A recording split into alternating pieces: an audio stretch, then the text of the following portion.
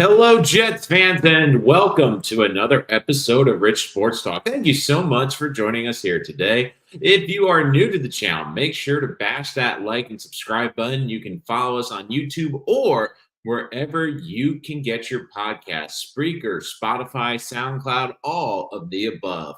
So today we're going to have a little fun and go through projections of the 53-man roster who I think it will be when the Jets make the final cuts. There's a lot that goes into this list.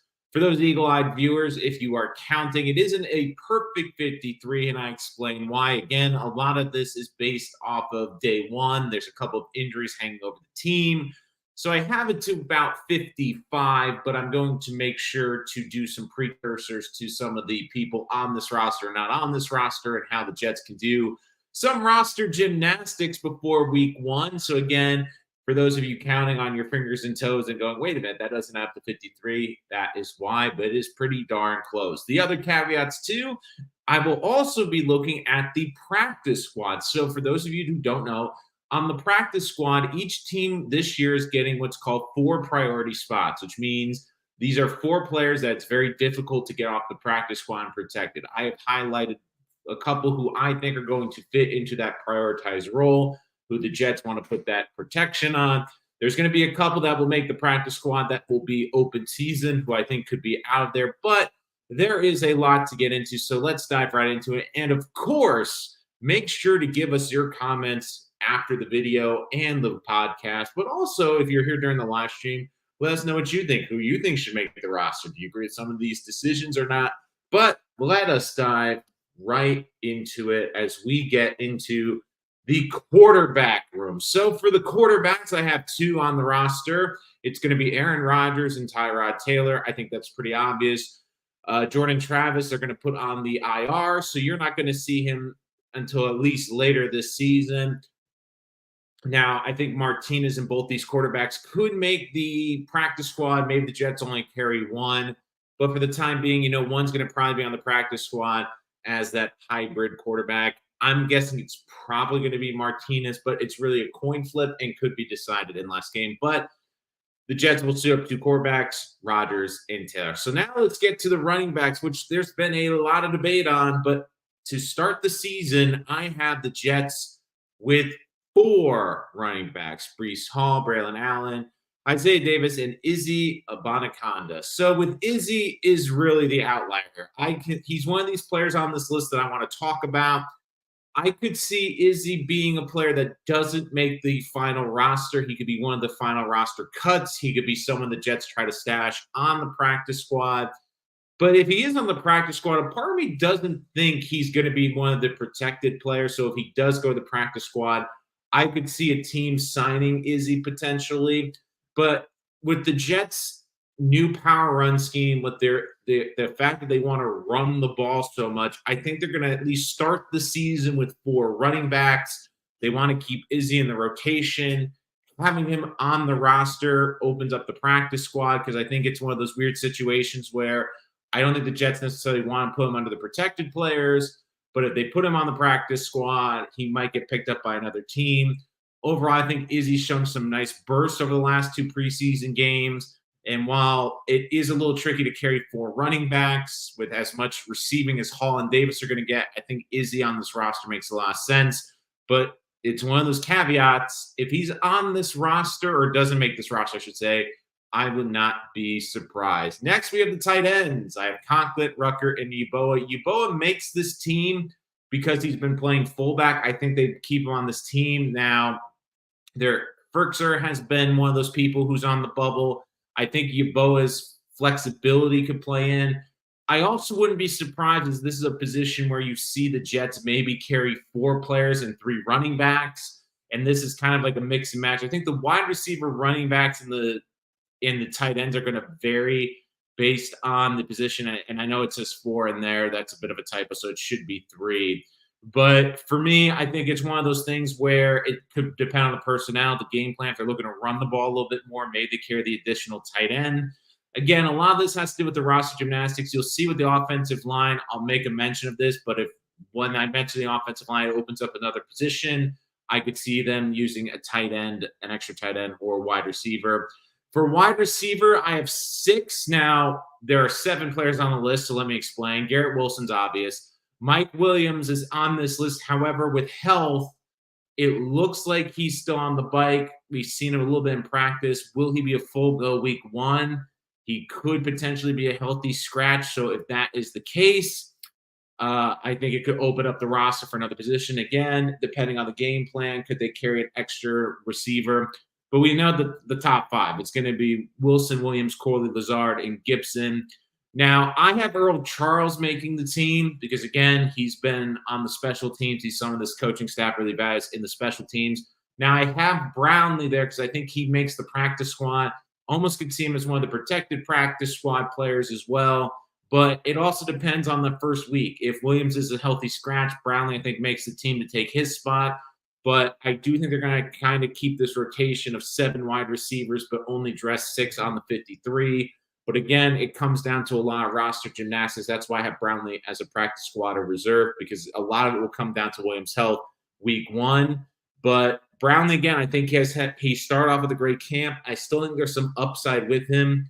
But unfortunately, right now, it's one of those situations where I think just with the roster construction, Irv Charles just makes it because of these special teams. Now, offensive tackle, I have them carrying 5.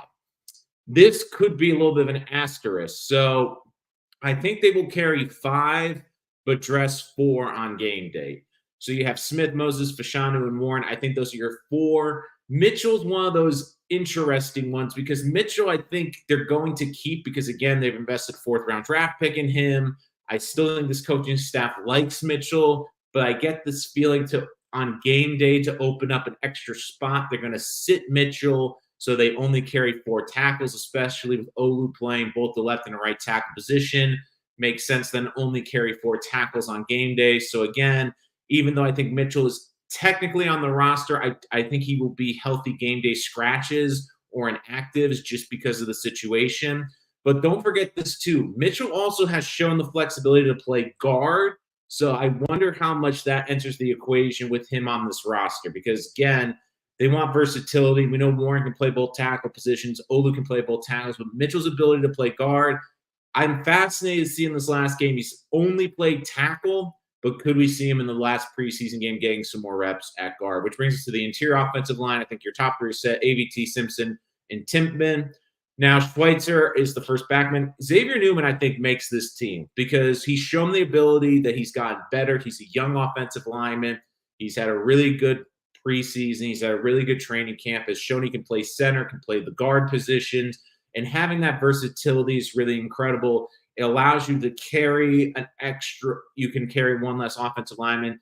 I think on game days they'll carry the 9, the 4 tackles I mentioned, and these 5 interior offensive linemen. However, if they really love Mitchell at the guard position, which I don't think they do, I think you're going to see Newman make this team because, again, you have Schweitzer, you have Newman that can play both center and guard. So you basically can carry 2 on game day. So I think realistically, the Jets on game day carry 9 offensive linemen instead of 10, which opens up, like I was saying, those roster spots where if they want to carry the 4th tight end that week, carry an additional receiver that week, carry the 4th running back that week, is why I think you're going to see this roster. So again, Mitchell's on this team, but I think he is a healthy scratch or an inactive on game day. Let's go to the defensive end. So there's a lot to get into. Obviously, there's an asterisk next to Reddick. I think you still have to plan that at some point Reddick is going to be on this team, and you have to figure him on this roster for week 1. Now, again, if he isn't on this roster, it makes it a little bit more interesting how they construct the defensive ends for week 1. The locks to me are Jermaine Johnson and Will McDonald. We all know that. Now, McKinley, I think, has played his way into playing a good pass rushing role on this team. McGregor's one of these interesting ones. I think because of his ability to get to the quarterback, he's going to be an intriguing last-minute roster add, and I kind of put him in there because I don't think Reddick's going to be there game 1. Now, Michael Clemens is the hot take one. I've been on the record saying I think Michael Clemens will be cut. Maybe it won't be week 1. I get the feeling that this Jet staff, especially because they have drafted him, is going to try to hold on to him a little bit. So with that in mind, you see Watts on this list, practice squad protected. You're allowed to protect 4 players. Now, Interestingly, I saw the pass rush percentage grades, and basically Michael Clemens has the same as Watts. And Michael Clemens is also a 3-year player in this league, and Watts is an undrafted free agent. If it was up to me, I would cut Clemens and play Watts, a younger player. Again, maybe a little bit over his head in the beginning, but I think there's some upside with him. At the very least, he's got to be one of the priority practice squad players. Now, again, this whole list changes a little bit. If Reddick is out week 1, I think you see this list with Watts making the team and then being designated the practice squad when Reddick eventually comes back. I just think what the reason Clemens is sticking around is when you look at this list, even though McKinley is an experienced veteran, you have McDonald coming into his second year. You have McGregor being an undrafted free agent. You have Watts being an undrafted free agent. I think the Jets just want to have a little bit of experience in this room, which is why Clemens, to the chagrin of a lot of people, makes this team. So let's go kick it inside to the defensive tackles. Again, Williams and Kinlaw, I think, are locks to make this team. Fotu is a lock to make this team. However, I put potential IR because of the injury. Now, could it be the short 4-week IR? If he's out the first week of the season, I do think that impacts the way they rolls out. Solomon Thomas, leader in that locker room, I think is going to make this team as well. The surprise was have Taylor III making it. Look, Taylor III has shown some great interior pass rush ability. That is very rare to find. This is a talented player this coaching staff has raved about. He seems to be getting better as the camp goes on. He's one of those guys, even on this priority practice squad, you have a short window to sign players. I think a team would sign him, where with Watts, I think some teams would still be a little bit hesitant. To me, Taylor III is just too much upside with him to really risk him even getting to the practice squad. And with Fotu likely starting the season on the IR, I would, again, we're still waiting for the injury, or at least out the first week or two. I think you've got to look at Taylor III in that rotation.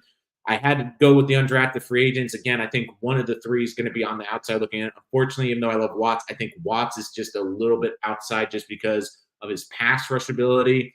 But Taylor III, he offers something on this inside that's really unique, and I think it's some of this coaching staff is really wanting to coach up. And plus, they tend to roll heavy with the defensive lineman with the rotation. You could see 10, 11 that they're going to carry on game day. And part of the reason is because they're thin at other positions. Not thin, but they're going to carry less. Like the linebackers is a good example. Mosley, Williams, and Sherwood, we've all known they're going to be the locks. Now, Barnes, I think with the athleticism, they really like him. I think they view him as fourth. Again, can play some special teams. Again, might be a situation where he's like the last linebacker. Now, Sherrod could be in this mix as well, but I think it's just going to be Barnes in this rotation. The cornerback room is another interesting one. So you have Sauce, Reed, and Carter the second. We all know they're going to be out there. Stiggers is going to be out there. JBC having a great camp, injured in the last game, assuming he's going to be a part of this team. The real X factor and one of the more surprising ones could be Brandon Echols. And Echols has flashed when he has been called on to play. But this corner room is so deep. You wonder if Echols could be one of those guys that are cuts. Again, Bernard Converse is someone that they've drafted. This regime has drafted. He's really starting to develop. Quantez Stiggers, they're very high on these guys. And Echols, you wonder, is to save an extra roster spot, do they maybe only carry 5 corners? Could Echols maybe be someone that this Jet team maybe tries to trade for a late draft pick? It kind of feels like Echols is always this guy who makes the team, and while he's played, he's had some flashes. But you wonder if it's getting to the point now where he's been with this team so long that maybe they're looking to get some fresh blood in that cornerback room. But either way, I think the Jets have, if not one of the deepest cornerback rooms in the NFL, I think it's the deepest. But if it's not number one, it is close to one of the top. So let's switch to the safety position. So you have Clark, Adams, Davis, and Oliver making this team. I think Oliver's ability to play some special teams is in there now. Again, I understand I haven't included the really good Codrington, the kick returner. I think he will make this practice squad again. I don't think he'll be a protected, so I think another team will pick him up. I just think there's so many guys that can kick return. They obviously like Davis and Malachi Corley in that role. Now, Key, the Mr. Relevant pick, I think he's going to be one of the priority protects on the practice squad. With Watts, I think those are going to be their 2 defensive players that they put under protection. I think he's someone that they like his ability. I think, again, they've drafted him. I don't think they're going to cut him. Now, could there be a case where he makes the practice squad and is unprotected? I could also see that as well, but it just feels like that. And Scott, I did mention the linebackers. I went quick, so just for you, I'll go back there. So I have Mosley, Williams, Sherwood, and Barnes. I think the top three were pretty obvious, Scott. Now, Barnes, again, I think with the athleticism, Sherrock could be in this mix as well. But I think Barnes with athleticism and his ability to contribute on the special teams makes it. But again, that fourth linebacker is one of those positions on this team where I think it's kind of a mix and match. And it's almost like a feeling like you're going to get basically what the coaches are looking for and for a certain role player there. So then we get to the S special teams. So I have Zerline, Morstead, and Hennessy. Now, here's the interesting thing. Siebert's had a really great camp. In a perfect world, I'd like the Jets to keep him on the practice squad, which I think they will. But the problem with that is, do you protect him? Now, I don't think they're going to protect a kicker because kickers are so infrequent in the NFL. And again, he's 27, but we've seen Zerline starting to get up in age a little bit just to protect yourself in case there's an injury, God forbid. I think Siebert's got to be a priority on this practice squad. And I do think he's going to make this practice squad. But I just get this feeling that he's at some point going to be signed by another team because we've seen the kicking woes in the NFL, whether it's through injuries, whether it's through performance. So I just think that is going to be that. So again, going back through this list, I know it's not a perfect 53, but that's the roster I think is going to be constructed. Now, again, I've given some options on this list as well because we have some injuries. I mean, Bernard Converse, is he going to be playing week 1? Is Fotu going to be playing week 1? So there's a couple of injuries out there that you're looking at this list, and depending on if they're on a short-term 4-week IR, how that's going to impact. And also, I think the big thing too is Hassan Reddick. If Hassan Reddick signs before the first game, I do think Michael Clemens becomes expendable at that point. But until then, I think the Jets are going to hang around with Michael Clemens just so they have some guys with experience in that room. So, is Sermon a practice squad? God, I love the. Yeah, that's probably one of my favorite profile pictures there. Sermon is going to be a practice squad player. Again, I think he's had a decent camp.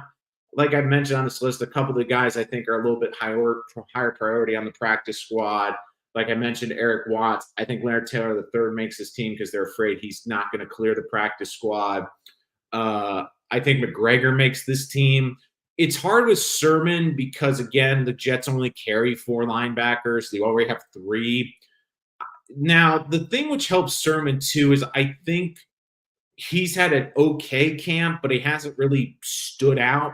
So I think he's going to be on this practice squad, be an unprotected player. Because, again, with this practice squad rules, you can protect 4 players, so it's a very difficult window to lose those 4 players.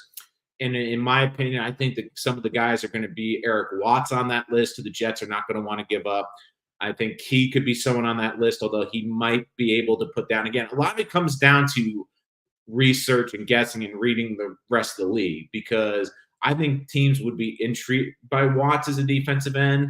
He maybe not as much. So it comes down to like, well, who are players that could get poached from the practice squad? I think a good example is Zach Kuntz. I think Kuntz has all these great measurables, but he has looked really overwhelmed in the game, so I don't think he requires a priority of protection, but I do think he's going to be on the practice squad. Now, Izzy, if he somehow slips to the practice squad, I think you can put the priority on him because I do think there would be a team that's going to look at him, 21 years old, the speed that he has, that some team would take a shot on him, like with his upside. So it really becomes a little bit of a game, too, of like who could stick around and who could be available. So where Sermon, I could see a little intrigue, but there's so many linebackers out there. And the interesting thing that's going to happen is when we see some of these high-profile veterans cut. So positions I'd be intrigued with would be interior offensive line, although it seems like the Jets are comfortable with Schweitzer and they really like the progression of Newman. My question would be, like, if there is maybe an older pass rusher that somehow gets cut. Like, let's say there's a surprise pass rusher that's cut that could be like a 30-year-old defensive pass rusher, that there's always a surprising one that maybe there could be a surprise defensive end that gets cut, especially with Hassan Reddick. Do you then look at a situation and go, Maybe it's someone I know, like Kadarius Toney is someone I wouldn't touch, but I think he's going to get released. Another intriguing veteran could be Marquez Valdes-Scantling from the Bills. I mean, he's had that rapport with Aaron Rodgers before. Could they maybe look at him as being like a sixth receiver? I mean, there's a couple of intriguing options that you look at on how you construct this roster. I mean, the good thing about their quarterback room is Jordan Travis is going to be on the IR, so they don't have to use a protected roster spot for him on the practice squad. But you kind of wonder, like, could there be a team where they have a surprising defensive end cut that all of a sudden you're like, okay, maybe he makes sense even for the short term for a defensive pass rusher. If you had to name, I could be wrong, but I think MVS got a significant injury. I'll double check on that. I haven't checked the injury wire. Guaranteed cuts. So can you, when you mean guaranteed cuts, do you mean just not making the 53 and making the practice squad, or not making any? Like basically being cut and not being a part of the organization. So Daniel, just trying to get a little bit of clarification on that question just so I can answer it fully for you, because again, I do think it's a really good question, but just let me know if it's, do you want like both versions? Do you want the, when you say guaranteed cuts, like not making the 53, like there's no way they're making the 53, like cut, not part of the organization? Okay. So that is a really good question. So if I had to do my full guaranteed cuts, again, I'm just gonna make sure I pull up the roster just so I know I don't miss anyone. Let's see. Guaranteed cuts. I think one's going to be, I mean, Tanzel Smart's always a popular one. Again, he's 29. I think he's going to be one of these cuts, maybe practice squad bubble, but it seems like he's always like a yo-yo, like he gets cut and the Jets bring him back for some depth. I think he could be someone. Siebert, I would like the Jets to keep around on the practice squad, but again, he's also a 27-year-old kicker. So you wonder, again, it comes down to what Joe Douglas prioritized. Is it better to keep an extra position player on the team or in the organization than a kicker who's basically just pretty much taking up space? I mean, McCray Ball could be one, the linebacker. I haven't really seen a lot from him. Now, Sermon's a rookie. I think he would probably make the practice squad. I think another one is Austin DeCoulis, the offensive lineman from LSU. I mean, easy. I think he's that dude's massive. Like I remember seeing him on the field. Like again, he's 26, but I think he could be an intriguing prospect on the practice squad. Hanson also, again, like I think they'll keep Hanson because he's a rookie. I mean, Hanson, you wonder because he's a fourth-year player, but you got a guy like Brady Latham as a rookie. I think once you start to get fourth and fifth-year guys, they probably become more likely to be cut. Now, for the quarterbacks, it's interesting because you have Adrian Martinez and Peasley. Now, Peasley's a rookie, but you have Adrian Martinez also played in the UFL. I get the feeling it's Martinez.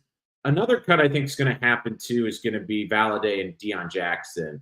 So Valladay, again, 26-year-old, is a running back. Haven't seen a lot from him. Deion Jackson, he's also been 3 years in the league at 25. He hasn't gotten a ton of reps. I think you could see that. I mean, there's a lot of guys too, like Al Blades Jr. I think he could be a potential cut as well. Coons, I think again they're not going to fully cut him. I think what they're going to likely do is keep him on the practice squad. But I mean, there's some intriguing guys like Tyler Harrell. I'd try to keep on the practice squad, the rookie from Miami. Lance McCutcheon has shown some flashes.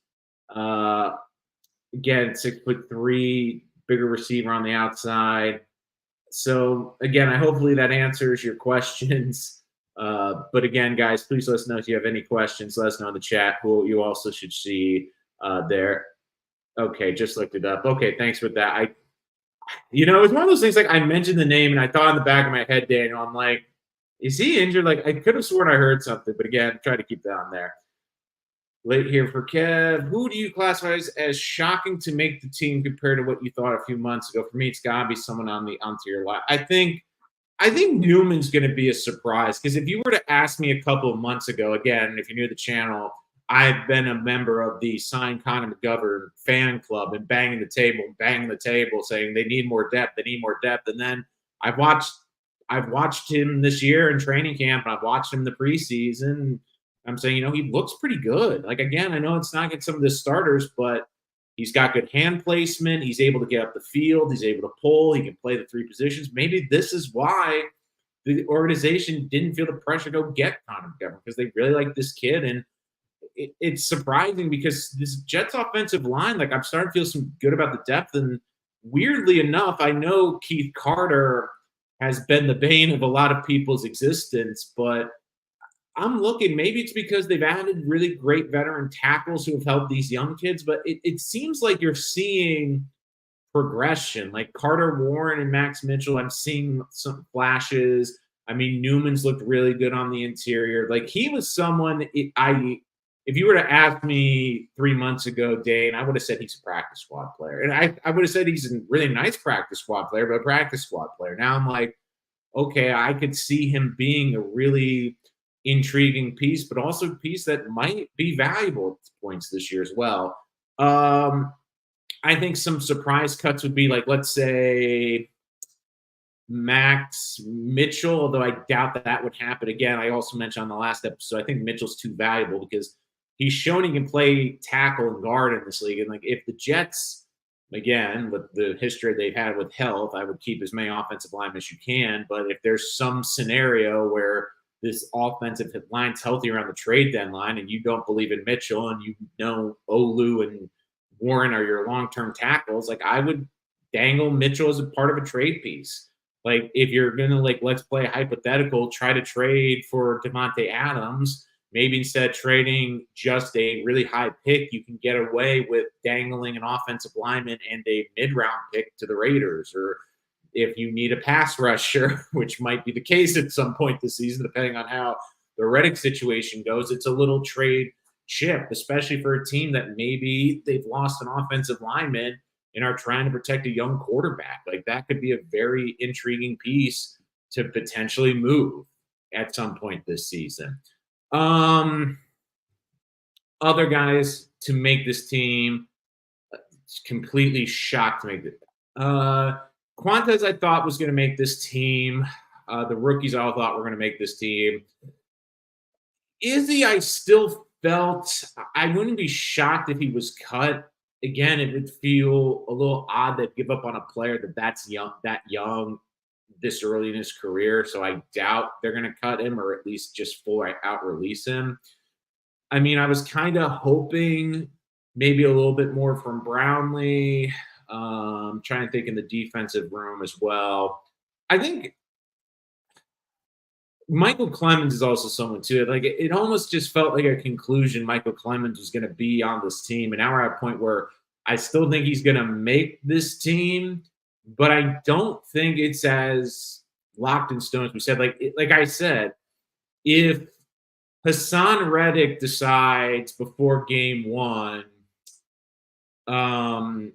look, I'm going to play, I'm going to sign the 1-year contract, then I think Michael Clemens becomes a lot more expendable. Like in my list, I kind of have him in there because it almost feels like the Jets are a little bit guilty where they're like, well, we need some in there. Charles, though, has been a really good contributor on special teams. What I would say with Irv Charles is like the coach's staff just keeps talking about how much they love him on special teams. According to Twitter, massive skirmish in Florham Park on the first play of teams. Taylor hits Isaiah Davis for a short game, but he takes a crushing backside block from Vernon. From what?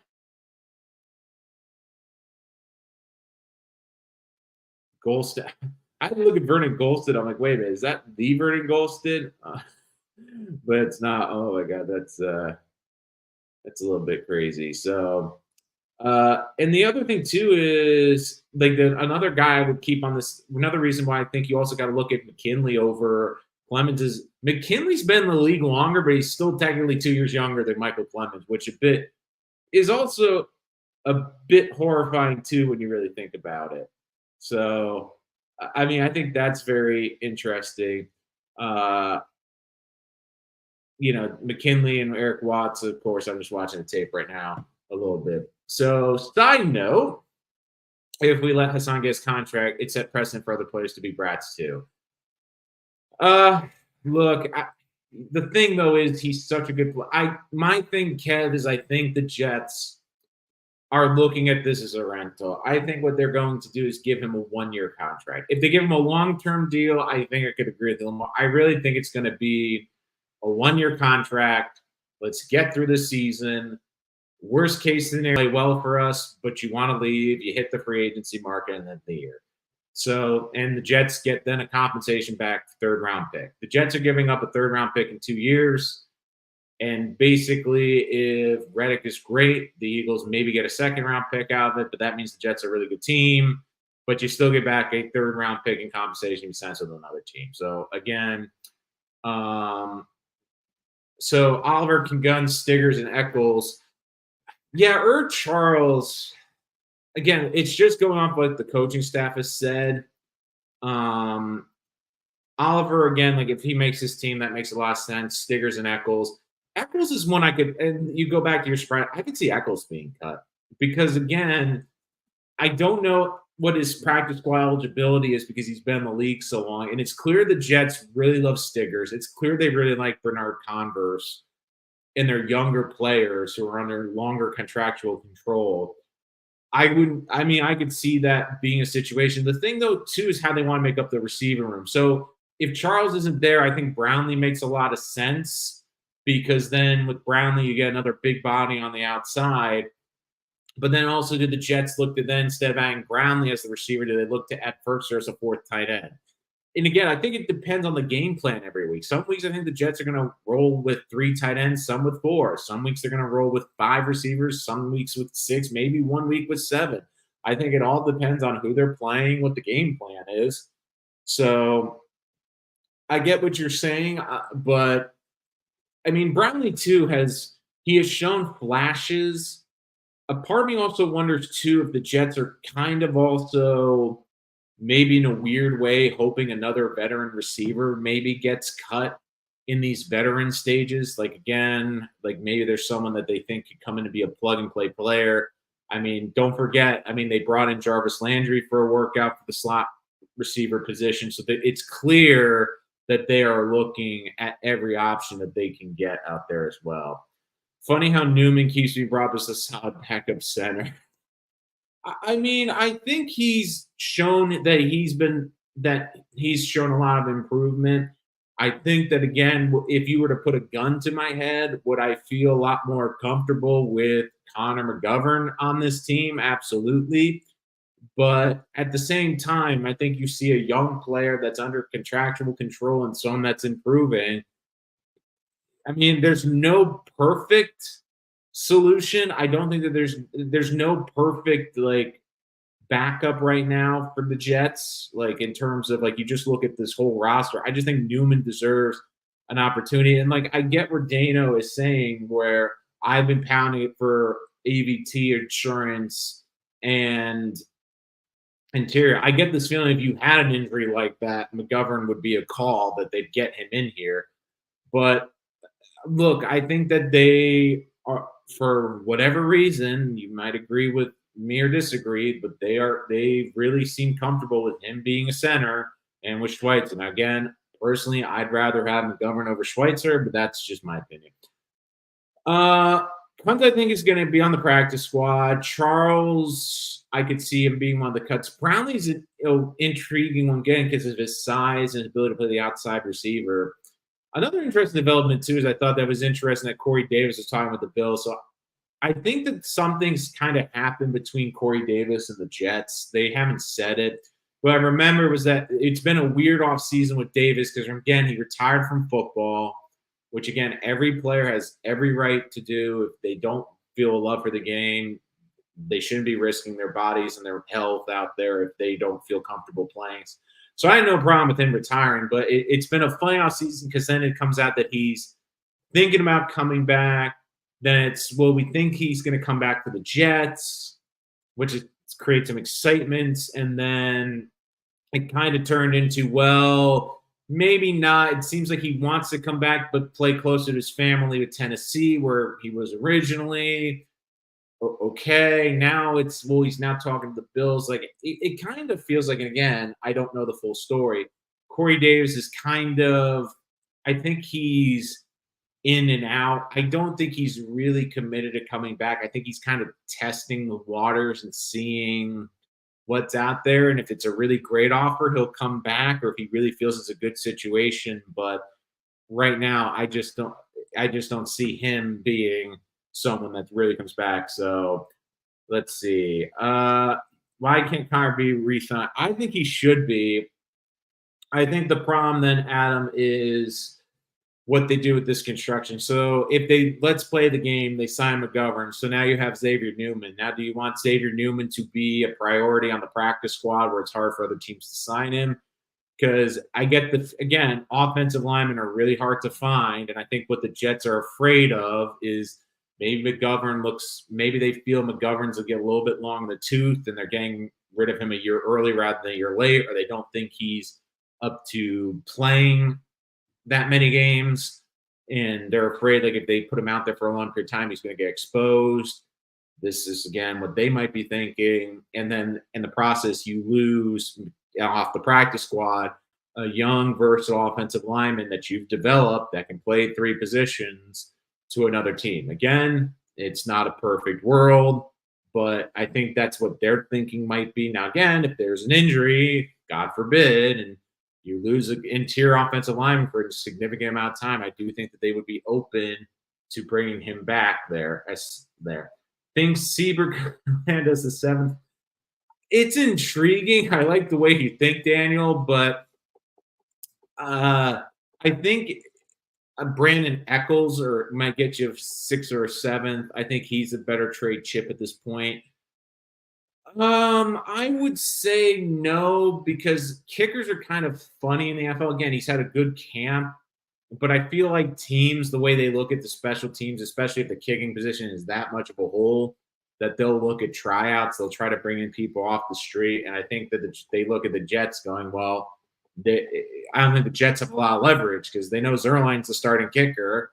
You know, they're either going to do one of two things: cut Siebert or put him on the practice squad. And they're probably not going to protect him on the practice squad. So if he's on the practice squad, guess what? If you're a rival GM, you just sign him off the Jets practice squad. So again, I like the thinking. I like the outside the box thinking. I just don't think it's real estate deals are killing my Jet godsend time. Well, apparently that was a trade. So I'm going to say, giving up Corey Davis's rights, could have gotten a pick for him. Look, Kev, I get the frustration, but I think the Jets are also trying to do right by players, which, again, I know people get upset about sometimes.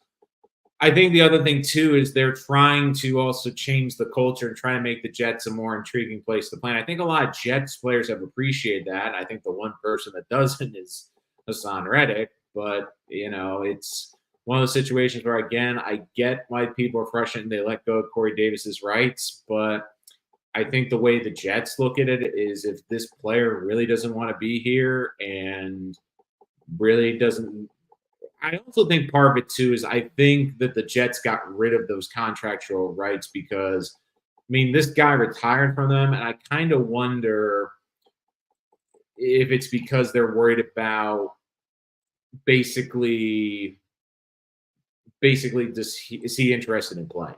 Because the one thing Saleh and Douglas have made pretty adamant is the guys they want to bring into the Jets are guys that are football's everything. Football is the first priority, and they're incredibly dedicated to the game. And not saying Corey Davis isn't dedicated to the game, but at this point in his career, it feels like he's not sure what he really wants. And I think the Jets just look at that situation and go, well, if he's not really sure what he wants, we'll let his rights go and let him make a decision. And again, he still doesn't sign with the team. So previously, teams could have up to 4 players who had 2 years of NFL experience. Now teams can have 6 veterans with no limit on the amount of accrued seasons they have in the league.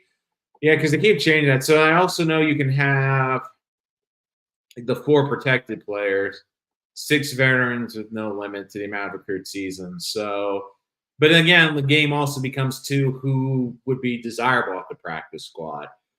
So, like, I think Michael Clemens, like, if we played this game for a veteran, I don't think a lot of teams would look to bring him off the Jets practice squad, but then a guy like an Eric Watts, Leonard Taylor III could be intriguing ones as well. Who have you not been impressed by so far? Are we talking on the Jets or in the rookie class? Just so I know. And to answer your question, Momo, he is not. So we're just talking about the rights. Michael Clemens. I mean, I think I've been pretty adamant. Like, I was really kind of hoping, going into this 3rd season, having all these extra reps, that Michael Clemens would show you something. And I think it becomes doubly frustrating when they let John Franklin Myers go, and he's someone that they was selling us. Well, we could trade John Franklin Myers because we have Michael Clemens, and now you're looking here going like, yeesh. Like, I'm looking at like Michael Clemens and going like, I don't want him on this team. Like, he's had more personal fouls than sacks the last 2 years. So I think it makes more sense to just move on from him and give these young guys an opportunity, where I just have not been impressed with Clemens.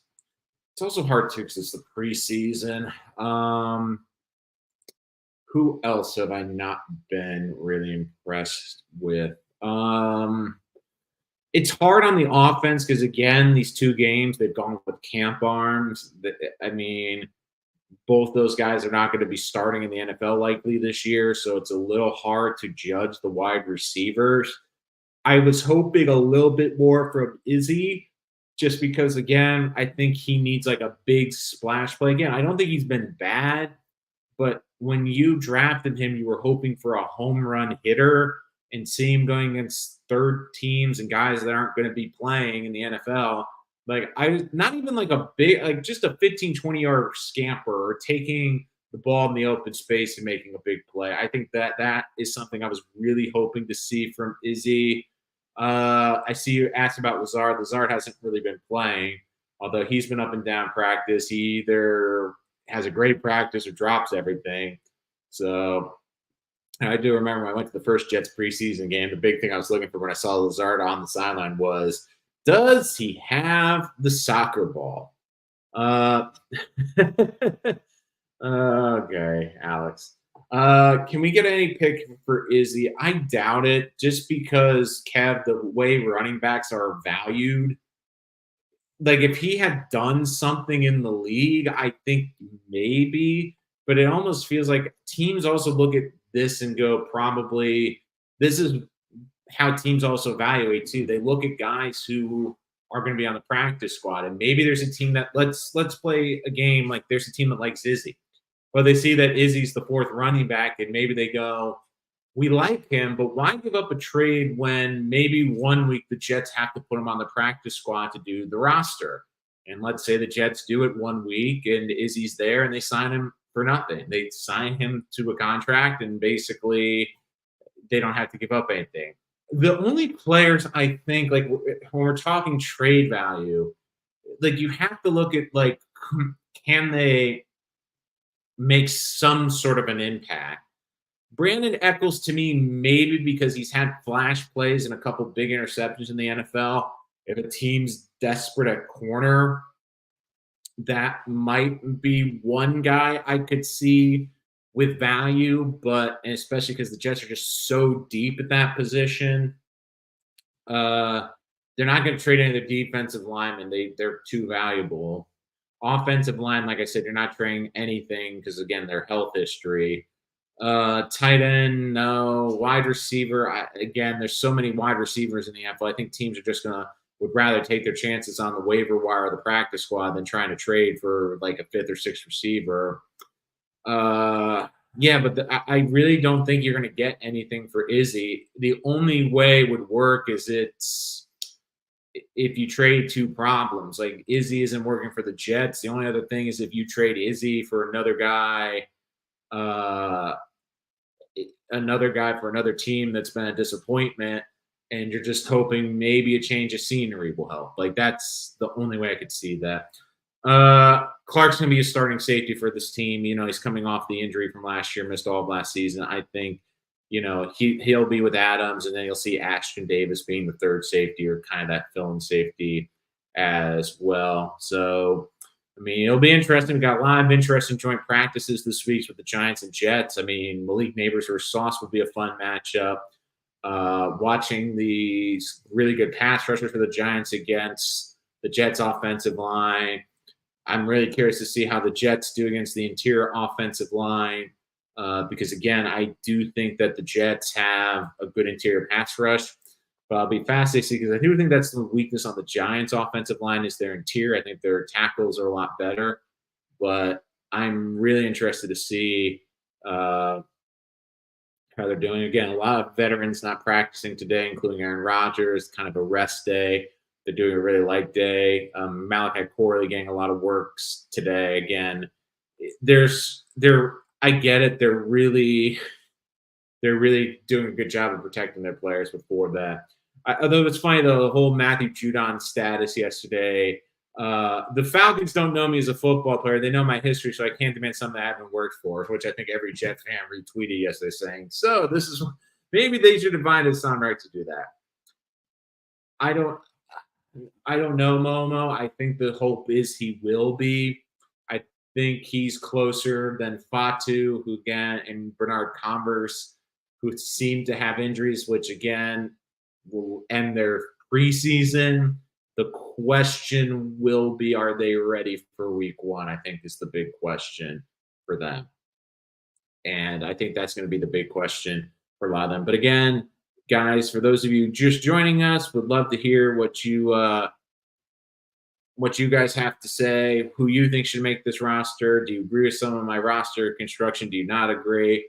But overall, like that's who I project to make the 53. Now, again, I'm probably going to be completely wrong.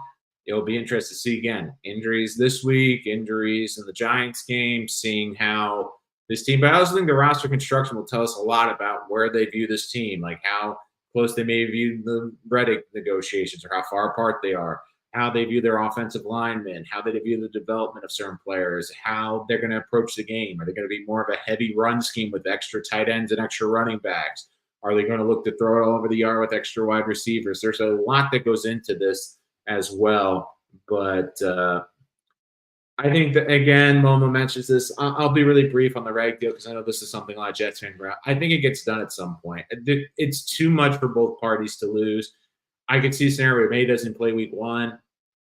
My thought is it becomes a one-year deal. I think it just both sides say, look, you need to get out there so you can play and you can look good for your free agency. We need you to produce because we're trying to win a Super Bowl this year. If it works out great this year and we get along and we find that this is a great fit, we'll look at a long-term extension at the end of the year. But it doesn't make sense for you to sit out this whole year, get fined all this money and lose even more money. And at the end of the day, we're going to control your rights next year. So I think it just comes to, I think it will come to a head.